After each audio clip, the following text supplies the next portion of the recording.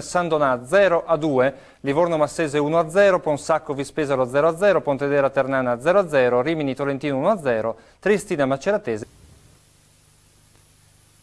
Primo gol e spero che sia il primo di lunga serie perché sennò... Enrico Bonaldo, 23 anni, anagraficamente trevigiano e calcisticamente diviso tra Cittadella e La Laguna, ha aperto a San Donà la strada del primo successo esterno stagionale, con questo Eurogol.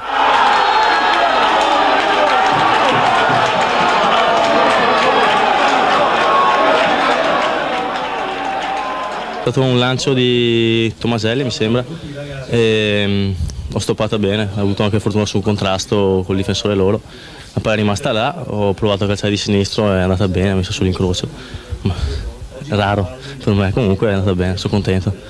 Per il resto, la cronaca di Giorgione San Donà potrebbe terminare anche qui. Le condizioni del terreno hanno probabilmente condizionato oltre misura spettacolo ed emozioni. Nei primi 45 minuti un solo tiro in porta, scoccato peraltro da un San Donà che ha fatto del pressing la sua pietra miliare. Che cosa è mancato oggi alla squadra? Tutto. Penso che questa sia una partita da dimenticare perché penso che peggio di così non abbiamo mai giocato. Nella ripresa la partita si è trascinata stancamente nel fango e dopo la rete di Bonaldo c'è stato un solo sussulto da parte dei castellani. Troppo poco. E così è arrivato anche il gol del raddoppio siglato con la complicità di Riccitelli. Premesso che una giornata stavolta può capitare a tutti, oggi il Giorgione non ha affatto giocato bene.